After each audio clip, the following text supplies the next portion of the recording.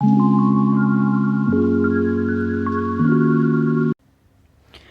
दोस्तों, मैं सुशील कुमार आपके अपने YouTube channel CGPSC short notes में आप सभी का स्वागत करता हूं।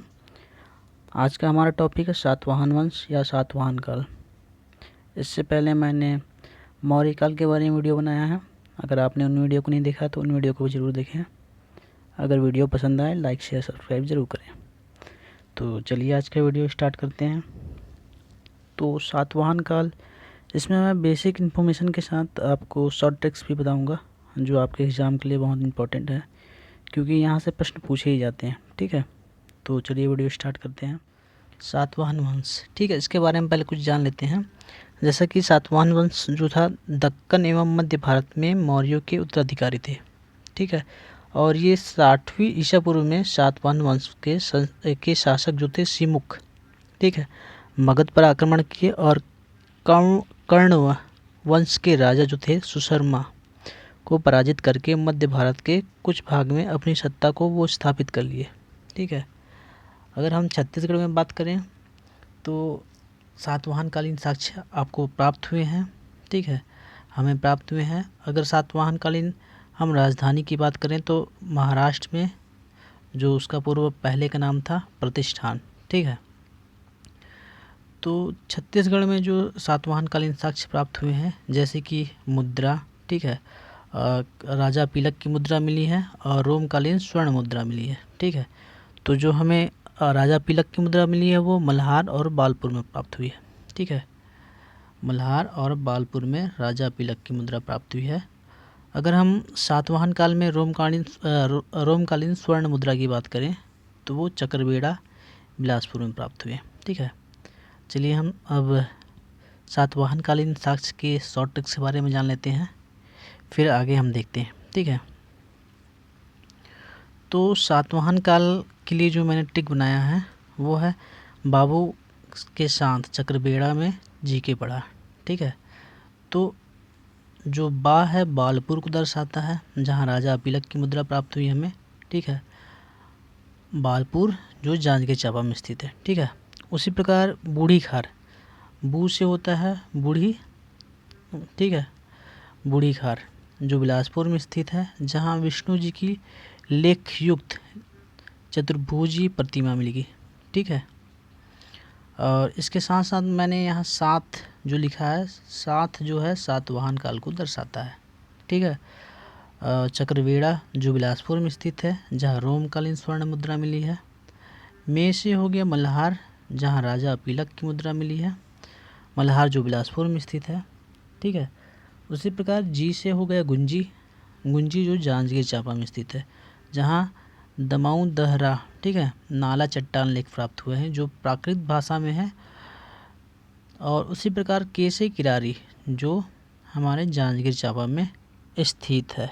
ठीक है, जहाँ हमें सातवाहनकालीन काश स्तंभ प्राप्त हुए हैं 1921 में। ठीक है, जिसको गुरु घासीदास संग्रहालय में संरक्षित किया गया है। तो चलिए कुछ बेसिक जानकारियाँ भी देख लेते हैं हम। तो जो शिलालेख है वो हमें गुंजी, ठीक है, दमाऊ दहरा, नाला चट्टान लेख, ठीक है, अभी मैंने बताया था नाला चट्टान लेख जो जांजगीर चांपा में प्राकृत भाषा में हमें प्राप्त हुआ है शिलालेख। ठीक है, लिखा हुआ।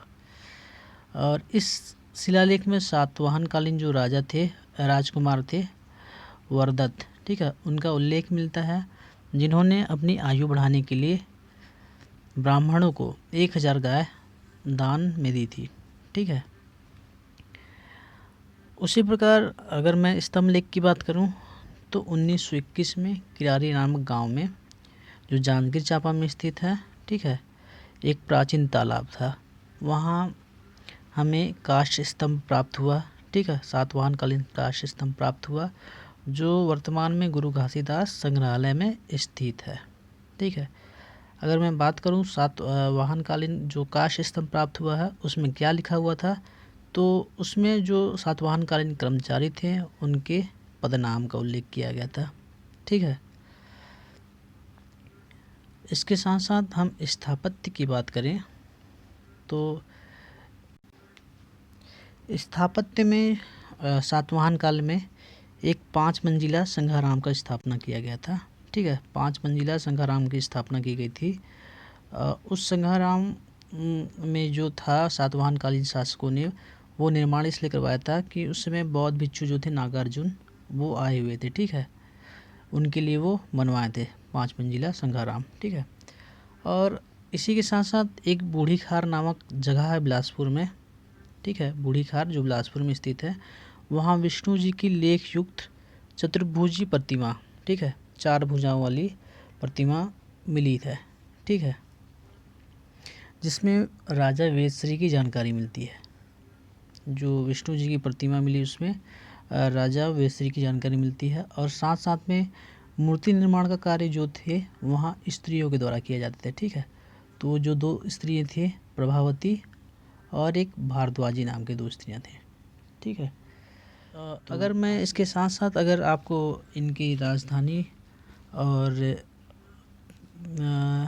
इनके जो सातवाहन कालीन साक्ष्य हैं उनके बारे में याद करने के दूसरे तरीके बताऊं, तो जैसा कि आप सभी देख रहे हैं यहाँ सातवाहन लिखा हुआ। ठीक है, सातवाहन, और यहाँ प्रतिष्ठान, तो इसको हम याद करने के लिए इसकी राजधानी सात प्रतिष्ठा।